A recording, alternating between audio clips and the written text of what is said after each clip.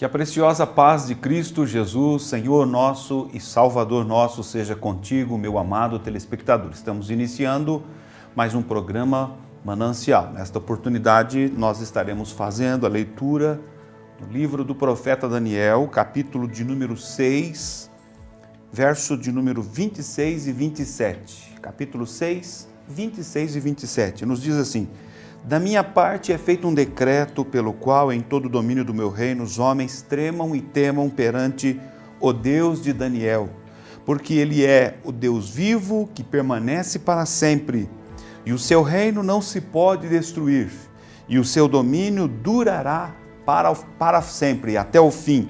Ele livra, ele salva e opera sinais e maravilhas no céu e na terra.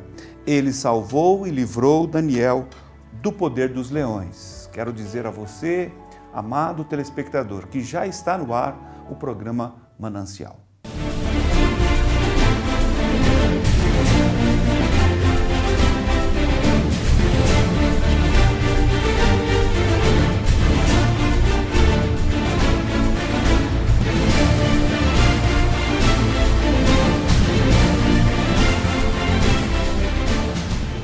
Continuamos então com a programação Manancial desta semana. Nosso tema, nós estaremos falando sobre conhecendo o Deus de Daniel.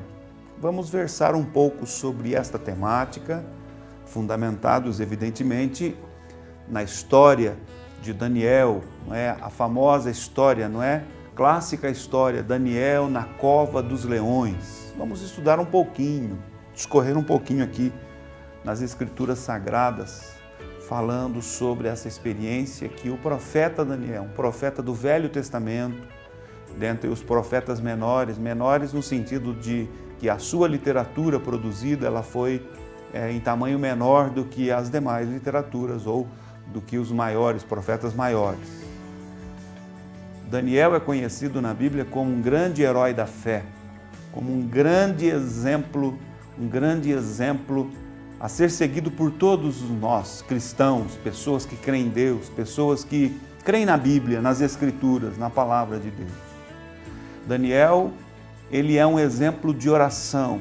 Ao lermos aqui na Escritura Sagrada, vamos perceber que Daniel tinha um hábito muito excelente, um hábito um bom hábito. Ele orava 3 vezes ao dia ao seu Deus, ao nosso Deus. Falava com Deus. E porque ele era uma pessoa de íntima comunhão com Deus, em todas as coisas que Daniel fazia, todas as coisas, ele era próspero, Deus abençoava, Deus fazia prosperar pela ação sobrenatural do Senhor, em resposta a uma vida dedicada, a uma vida de obediência, a uma vida de comunhão. Quero chamar a sua atenção para o assunto que ora versamos, que ora que comentamos, trazemos, porque é de extrema importância nós compreendermos por que determinadas pessoas são bem-sucedidas na sua jornada, por que determinadas pessoas são prósperas, têm uma vida de sucesso, de crescimento, de amadurecimento, crescimento em todos os sentidos, e por que outras não? Qual é o segredo? O que diverge de uma pessoa para outra no sentido de uma ser bem-sucedida e a outra não ser sucedida? Daniel é um exemplo. Essa história aqui, esse contexto bíblico, histórico, envolvendo a vida de Daniel, nos mostra que é determinante a conduta que nós assumimos. O que decidimos fazer ou não fazer é determinante para que a nossa vida seja ou não uma vida bem-sucedida. O texto nos fala que Daniel foi escolhido, não é? O rei Dario, o rei de Babilônia, ele decidiu constituir sobre o seu reino 120 príncipes, ou seja, 120 governadores. E dentre estes 120, ele constituiu 3, de sorte que sobre eles 3 presidentes, dos quais Daniel era um deles. E diz o texto, não é? Dos quais Daniel, estes príncipes dessem conta para que o rei não sofresse dano. Então, o mesmo Daniel, dentre esses 3 presidentes, o mesmo Daniel sobrepujou a estes outros 2 presidentes, príncipes, porque nele havia um espírito excelente. Sobre Daniel, em Daniel, na vida de Daniel, havia um espírito excelente. A expressão bíblica é excelente. Um espírito de excelência, uma ação sobrenatural fazia Daniel ser um homem diferente, um moço diferente, uma pessoa diferente. Sobre ele havia um espírito excelente. Para aqueles que vivem o contexto diário, não é, de uma vida cristã ativa, aplicada, dedicada, nós todos sabemos e entendemos que este espírito excelente se trata da ação diária, real, sobrenatural do Espírito Santo na vida do homem. A pessoa que é de Deus, a pessoa que vive com Deus, que está na comunhão de Deus, ela tem esse espírito excelente. Ela tem na sua vida a presença bendita do Espírito Santo, bendita do Espírito Santo.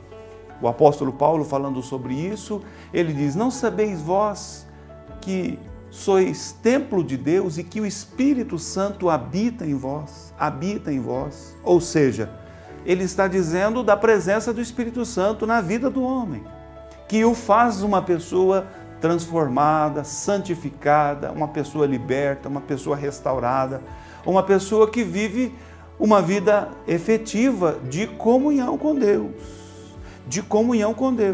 Então, a maneira que esta pessoa olha para o mundo, para a sociedade, para as pessoas que estão à sua volta, é uma maneira divina, é com os olhos de Deus. Ela não olha do ponto de vista humano, limitado, finito, não é? Não, ele olha do ponto de vista divino, porque a ação do Espírito Santo, a presença do Espírito Santo é algo natural na sua vida, é algo excelente. O texto nos diz aqui, as Escrituras nos mostram que em Daniel havia um espírito, porque nele havia um espírito excelente. O rei percebeu que Daniel, ele se destacava. Daniel, ele era diferente. Essa excelência de presença de Deus, essa excelência de postura assumida por Daniel, o diferenciava de maneira muito salutar, muito intensa. E o texto diz: e o rei pensava constituí-lo sobre todo o reino.